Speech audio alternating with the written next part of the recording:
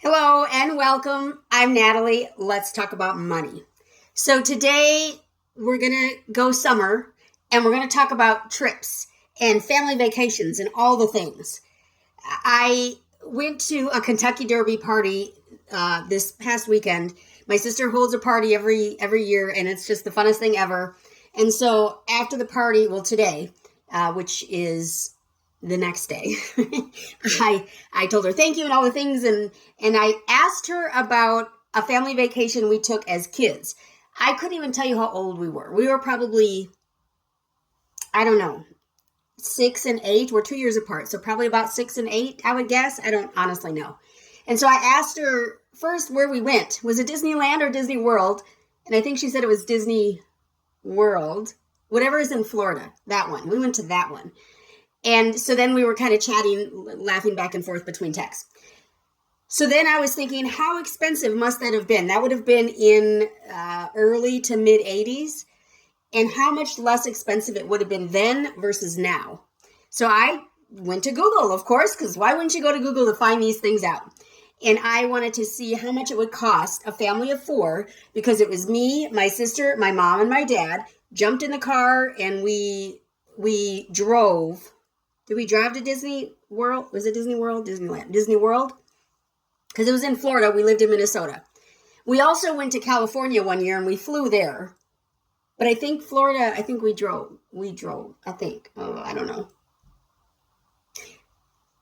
No, my sister reminded me. We took, if you're old enough to know this, then good for you. We took a Pan Am flight. Does anyone remember that company? I don't know when they closed. Oh gosh, it is probably 35, 40 years ago. Really, seriously. But anyway, so I wanted to look to see how much this would cost. If I had a family right now with 2 kids and a husband and myself, how much would this cost us?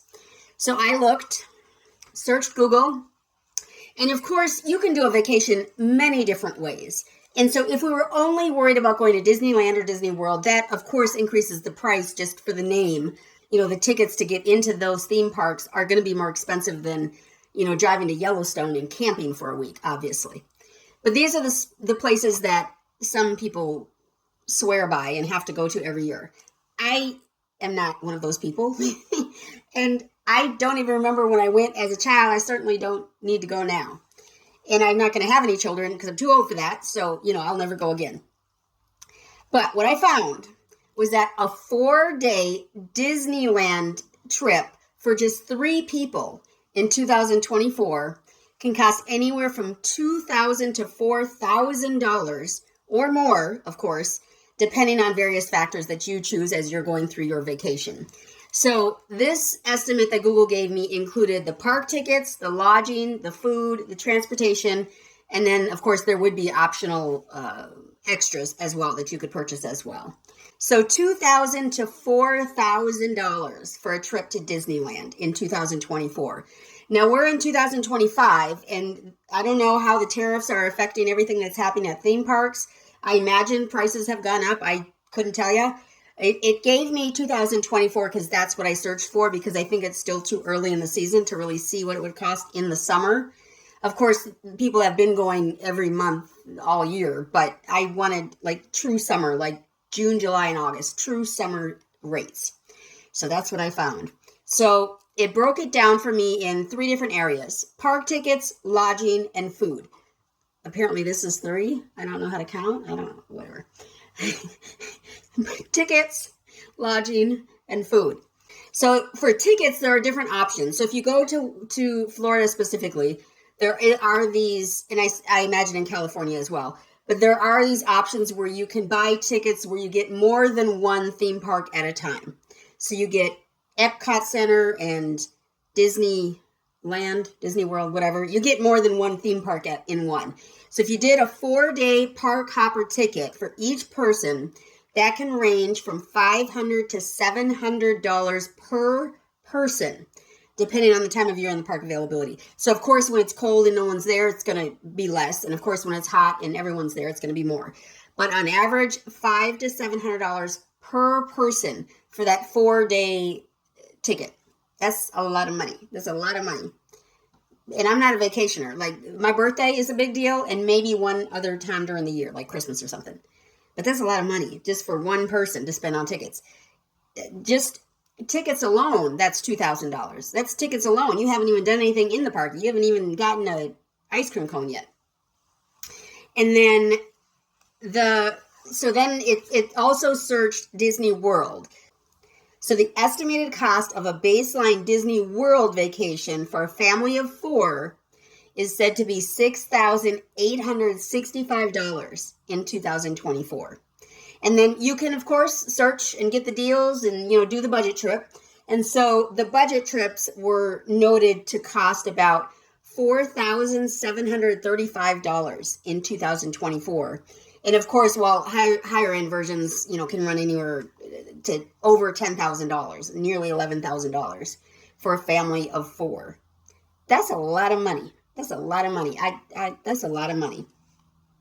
And then, when you're there, of course, you have to stay somewhere. Now, naturally, if you stay away from the park in like a Holiday Inn or something 20 miles away, it's going to be cheaper. But the whole on-site hotels in Disneyland can range from $300 to $800 per night. And again, this is dependent on what resort you're at. But in Disneyland, $300 to $800 per night. Per night. So if you stay for 4 nights, which means total you would be there for 5 days. If you were to stay there 4 nights, just in hotel alone, you're spending $1,200. And you haven't even, again, that's $1,200 before you even get to the park. That's just to stay at the park overnight. This is expensive, man. This is expensive. And then last, they noted food. So they are guesstimating people should budget about $100 to $200 per day for food per person. So they say that that's a good starting point where you're probably going to be able to get some fun foods and eat, a decent meal. You won't be able to do any of those nice sit-down restaurants that they do have at the resorts, but you'd be able to do some of the quick, in and out type of restaurants. And so basically that's $400 to $800 for per day for a family of 4 people. Now, this is all too much. This is all too much. And if you're watching my channel, Debt Free with Natalie, you should know that you should not finance not one penny of this trip. So if you're spending $6,000 on a trip to Disneyland, Disney World, or some other random place in the world, do not finance that trip. Do not finance a trip. Making memories is important, 100%. Making memories using debt ruins your memory. So don't do that. Don't ruin your memory. Save up the money. It may take you a year. It may take you 3 years, whatever. Save up the money and go debt free so that you can have fun and not have to think about it once you get home. You don't have to then pay the bill for 6 years after you've come home. Save the money, spend cash when you're there, and you don't have to worry about it. And you can just look through the pictures, look at the videos, look at the MP4s, and be so happy that you went debt free. Now, they did also, of course, give some tips on saving money because there are so many tips. And there are all kinds of deals. You can probably get discount food items, discounted tickets to start with, discounted hotel rooms, all the things.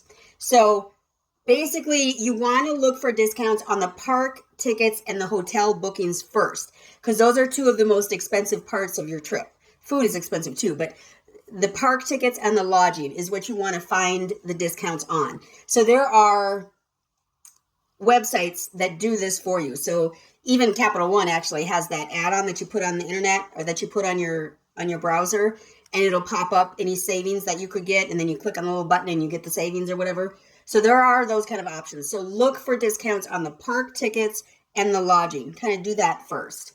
And then consider staying off-site to save on the lodging costs.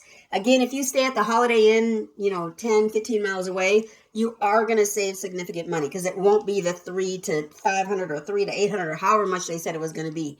What did it say? Yeah, $300 to $800 per night. You won't have to pay that. It's still going to be more expensive than somewhere in Idaho, but it won't be as expensive as $300 to $800 if you choose an off-site place.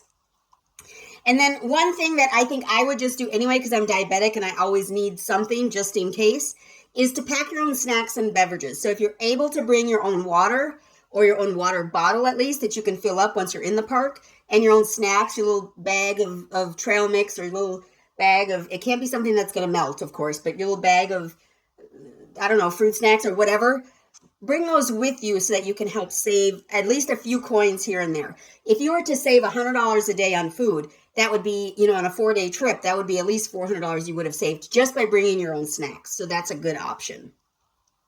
And then, of course, one of the most obvious is to visit during non-crowded, times of year. Usually these aren't real fun. So if you want to go in January, like that's okay. But do you want to wear a sweatshirt and 3 layers of clothing? I would have to probably wear a winter parka, long johns, wool sweater, wool socks. So I wouldn't do that. But this is a way, if you have to get there because you want to go to Disneyland, Disney World so badly, this is a way that you could perhaps go and save some money. Also, it would be less people there, which may make it more enjoyable for you as well. And then, of course, take advantage of the free activities and events at the parks because they have the little parades, of the little characters that walk around and all those things. And they have free sites where you can go visit. There's one site that I was listening to where you go and you can sit and you can listen, I guess, to each of the characters, of the main characters. And apparently this was free. It didn't sound like it should be free, but apparently it's one of the free events. So look for those. Look for those if you're going to go to one of these major theme parks. Now, the best way to do this is to not go to one of these super huge major theme parks. Go somewhere in your own state if possible. Like for me, I'm in Dallas, Texas. Go to Six Flags. Maybe stay at a hotel near Six Flags so you can go 2 days in a row or something. And just make the most of your trip. Go on every single ride in the park. Make it like a goal. We're going to go on at least 25 rides. I have no idea how many rides are at a theme park. But, make it go. Make it kind of fun. Make it like an adventure hunt or something. And make it more fun because it's so much less expensive. Spend $1,000 instead of $6,000. Go local or go close by. Like, again, I'm in Texas, so maybe we go to Louisiana. Maybe we go to Mardi Gras instead of going to Disneyland or something like that. So come up with a plan, save the money for that plan, and then go and have fun. And then also, don't forget to invest in yourself today so that you can make a difference for others tomorrow. I thank you so much for stopping by. Go ahead and give the video a big thumbs up. Leave a comment down below. Be sure to subscribe. When you subscribe, you should hit the bell so you know when the next video comes out. Thanks so much. Y'all have a great one.